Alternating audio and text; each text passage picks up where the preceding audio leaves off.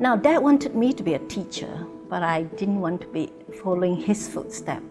I want some freedom, really. My father used to speak English to me, and I love the language. I just love that language.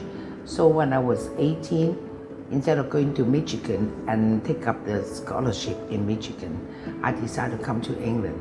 That there comes a time that we need to make a decision whether we're carrying on or we want to finish, and then we go our separate ways, and then it was the decision that I decided to come over here. And England was exactly the way I loved it. I love the scenery, and I love the people. Back, I even remember the Hung Lao days before my dad opened up his first restaurant, and we were there.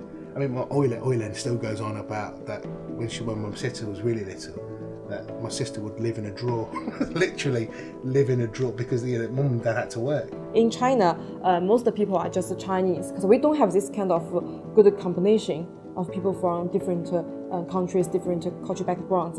The reason being is, I think it's the population is getting higher and higher there. We couldn't even, at the weekend we didn't even want to go out because it's so packed. But when you move into Manchester, it's fine. It's just like Hong Kong. But when you move into a smaller village, it's very different. So wanting freedom, wanting to fly, wanting to leave home, to explore, that's why I came to England. And I've never regretted it. I was a little bit shy when I first came here, because you can imagine, people are all from different countries and we speak different languages. India and Egypt, and go and I stayed about the big 5 pound note. I just take that 5 pound note, come the boat. England to Great Britain at that time has been our mother country because we were one of the British colony. We used to work in Northampton, but we all got Northampton, Coventry, Peterborough, all around the area.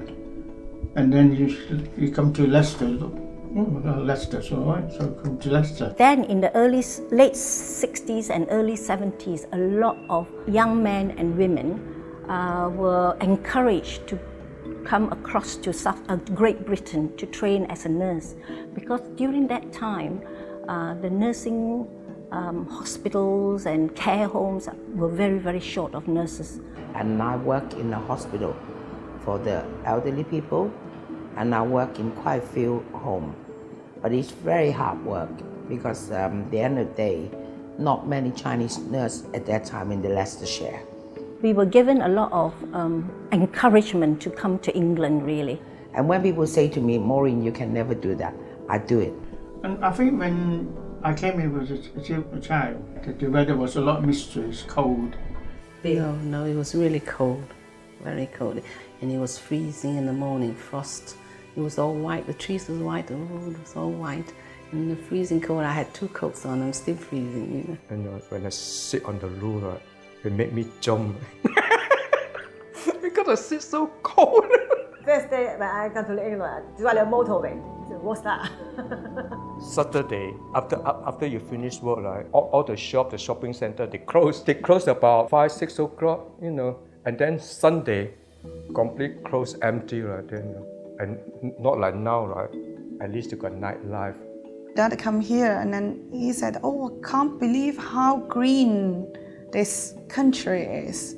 Because in China, everywhere was like with buildings. And I started drinking more English tea and coffee. I'm starting to have my afternoon what we call sam dim sum, which is 3:15. People tell me, can I meet you at tea time? I feel like, tea time, 3:15. So I'm starting to wait for my friends. I'm waiting her there, and I'm wondering, where is she? Because at the time we don't have, mobile phone to call each other. So I just wait there for 4 hours. And then I feel like, should I go or stay there? But the good thing is I have my book, so I stand there and reading my book. Wait there for almost 4 hours, then she arrived. So tea time means the dinner time.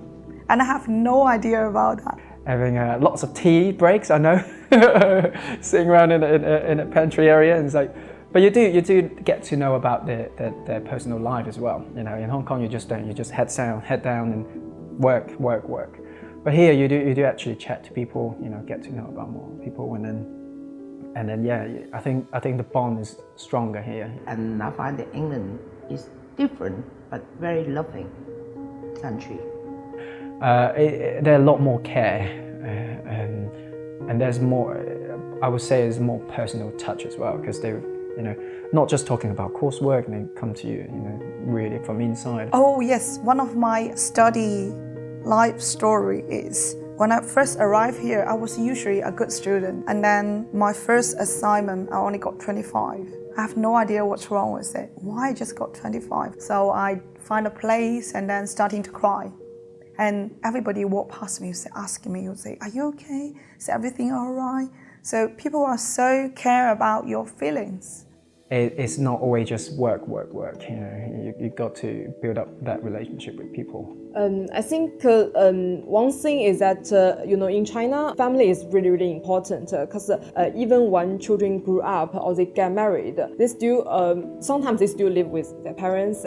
I fell in love with a beautiful woman. Do you want to know her name? No, I'm not telling you. I'm lying. No, I'm not telling you. If not, she will kick me. We got married, and that's it.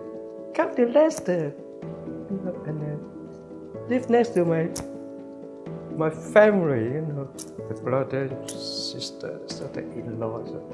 I said, oh dear. In England, if you get married, it seems like you always live separately from your parents. But in China, actually, you know, people get married, they get their own children, and they still live with their parents, and it's like a bigger family. So this kind of connection will never lose. In China, everything being collective. Even in your family, you are in a big family. You should lead for them. Everything you do is for the goodness of your family. I can tell people I live in Leicester. Yeah, still Hong Kong is it's home, and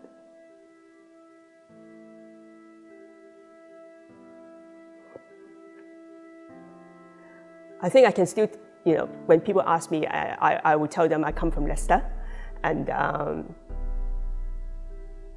yeah, I live here. Our culture is to start with survival. When you go anywhere, as long as you can make a living, or better living, living, and you're happy. It's more like a fact of life, isn't it? Yeah, we don't make trouble with anybody. I don't know whether you notice, you know, the Chinese, they don't always stand on the back. They're quite insular though, aren't they? They stay within their own group. Yeah. They don't really. But again, we don't go to fight for the right. I will step in by saying that the Chinese race we as a race are not very forefront in politics or in making ourselves in the limelight. We are not very good at that. The reason why I'm helping the Chinese is I can understand how they go through, because they've been here all their life. When they came here young with their husband, their English is not amazing. They can't even understand a word. They give birth to their children and they work together with their husband, and then they never come. A lot of people say, how come those Chinese people been here all this year and can't speak English? Because all their life is for war in the kitchen. We come and give you a nice meal because you're hungry, but they withstand a lot of what they call verbal abuse and all this and that. Thankful I've never had to go through the whole racism thing as far as an adult. I think as a child, wait there a second, I think as a child it was worse back in the 70s and 80s, and I know for a fact that my mum had to go through a lot more racism than my dad did because she married a Chinaman. Until I go to a smaller village, and then when I go into the pub, everybody gone silent. And then I didn't understand that. I was 20 odd then. I didn't understand that. Until one day it clicked. And I was very naughty, so I'm very loud standing in the middle of the pub. I said, I did have a bath, you know. And I think my English is better than yours. So you guys can talk to me. That's how it all started. But I never take it seriously from my heart. Every Friday night there's fighting.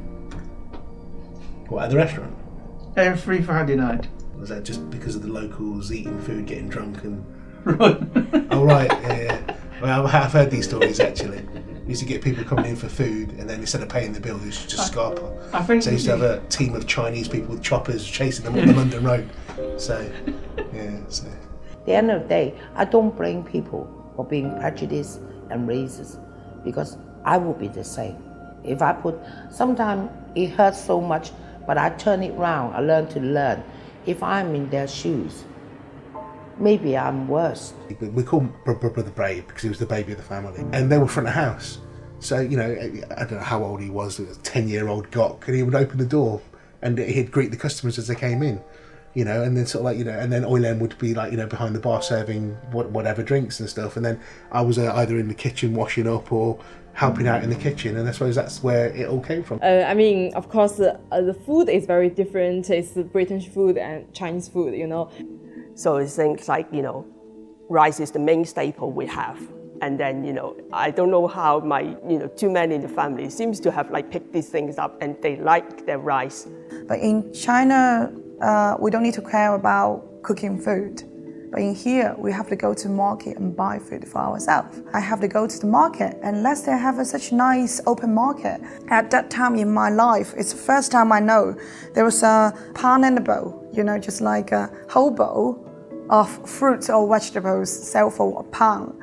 And sometimes they discount it to 40 pence at the end of the market time. Also, we share some British desserts. So, you know, food is always the best way to share cultural stuff.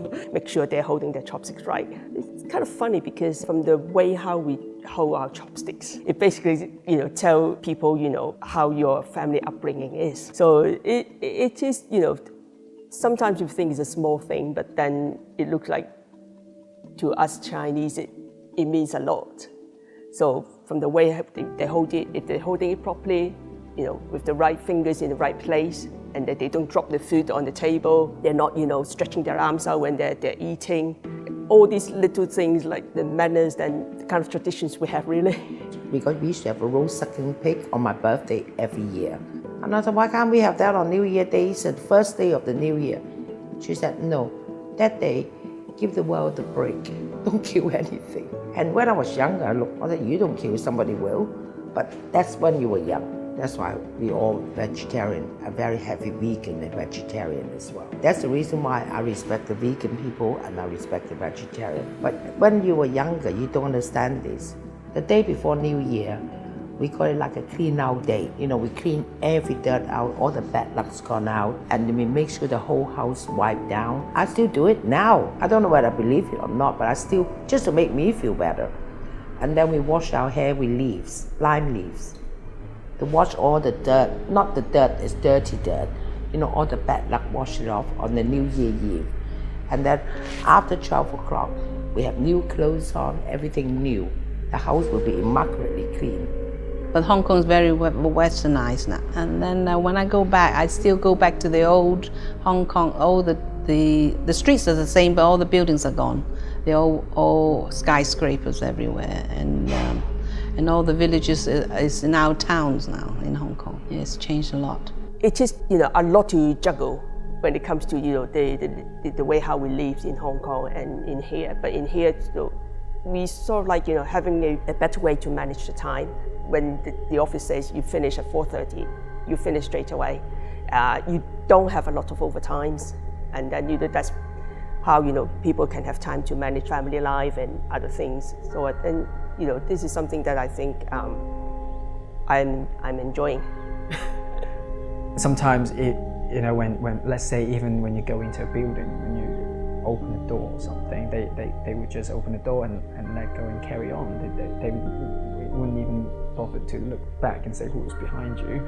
You hold the door for someone. But here, obviously, something that I find is that people are very polite. Obviously, they would open the door and let everyone go through, and then they go after that. And a lot of things like that, I don't know, because a lot of gentlemen and stuff in the UK in the past, that's with the cap on, with the hat on. And I think that this kind of culture, it's something that I think people should learn. Even though I've been brought up with some of the traditions that my dad's been able to pass on, there's going to be things that even my dad don't know. And as the older generations are getting elder, and they are dying, you know, so we need to try and get all of this into one place now, where we can go and actually try and find out about what was going on back in Hong Kong and China. From 70 onward, they just say, how long have I got? Would you say that we're losing tradition then? Well, eventually it will be, if we don't have a kind of place for them to go. I mean, it's all right to go to a casino, but that's a different side of things, isn't it? They've got nowhere to go or nobody to call if they need translation, they need help to go to hospital. Having lived here for like, on and off 20 years, it's like thinking, when I first started, I don't really have a lot of connection like with the Chinese communities because, my husband is Chinese and when I go to work, most of my colleagues, they're from different, parts of England. And then that kind of connection is not really there, with the Chinese community. But when my boy came, it sort of bring about the changes because he's my next generation and kind of thinking, me being a Chinese here and he is like half Chinese and I have to make sure he understands, what Chinese means to him. But the younger generation, they really learn. I said to my children once, I say you immigrate to India, you learn the language first before you even stuck yourself anywhere else. They ask parents to keep kids at home to speak their own language. My mother tongue, for example, my mother tongue language. And then, so I haven't taught my daughter any, English. She learned English when she go to nursery. It's funny because when I put, Peppa Pig on, I put a Peppa Pig on Chinese version for her to look at it. I mean, I do want her to learn a little bit of my language, my mother tongue. I think in the generation of my dad was completely different in the sense that they came over here not being able to speak the language. Therefore, they've always gone to one another. And we're only the first generation after this generation. But it's completely changed again. And again, they're coming over here on their own now. For the older generation, the English is not that, they don't communicate that easy. And the youngsters are all right, but they don't know any Chinese custom. Since we are in a foreign country, in the UK, I think it's good to accept other cultures. So sometimes if all the people from China get together, they will, always just stay together and say like, okay, I don't want to meet other people. So I think that's really bad. Then there's no point for us to move here. With Facebook now, especially, I've managed to find all my friends. And I go to Hong Kong to see them as well. I think the internet definitely helps because, for young people, they got like amazing social media. People can go on to Google and other places to search around, places, what people do there and different cultures and all that. But I do think at the same time it brings people together. We all recognize the importance of a community center, really, especially for the elderly who cannot speak much English, really. They feel that they are more relaxed when they have their own people around them. We give a lot of support when Leicester's Community Centre was up and running at Belgrave Gate. We were there to come and ask them how they are. Just by talking, just by listening and talking, you find that the elderly people or the middle-aged people, they feel happy. I think the older generation prefer staying with people who are from same country, from same cultural background, just because they can't access the internet too much. So they just have very limited option because they only know Chinese culture. So it could be very hard for them to accept Western culture. I think for our child in the future, I think finding a Chinese cultural centre or community centre will be quite important, I think, because for her to meet some friends from where I'm come from or from China, it will help her to understand more, in the future about oh, this is the place where daddy's come from. I'm glad I've been through a very difficult year when I first arrived here because it changed all the definitions. So I tell my daughter that there's no limits of it. Because when I was born in China, you are asked to be always listen to your parents. We call that 听话, which means you you shouldn't break the rules. You should obey all the rules. We give it to you. But the way teach people here, I mean, from what I observe is, having that freedom is so important for a younger one. Maybe the traditions aren't being passed on sometimes because you're so used to organising it, you just organise it and we just turn up and do it. So there's no like education there apart from monkey see, monkey do. So therefore I turn up, you get told to do something and you do it, but I don't actually understand. But again, you've got to be to somebody to tell you to know what's happening, isn't it? Yeah. So again, maybe some bit more involvement with the organising of it. I would say, in some way the Chinese culture is very straight, but that's for a reason, obviously. But I think combining the Western culture, it morphed into a very, very, very special things that I can pass on to my daughter, and just to let her know, okay, this is seeing things from a different perspective.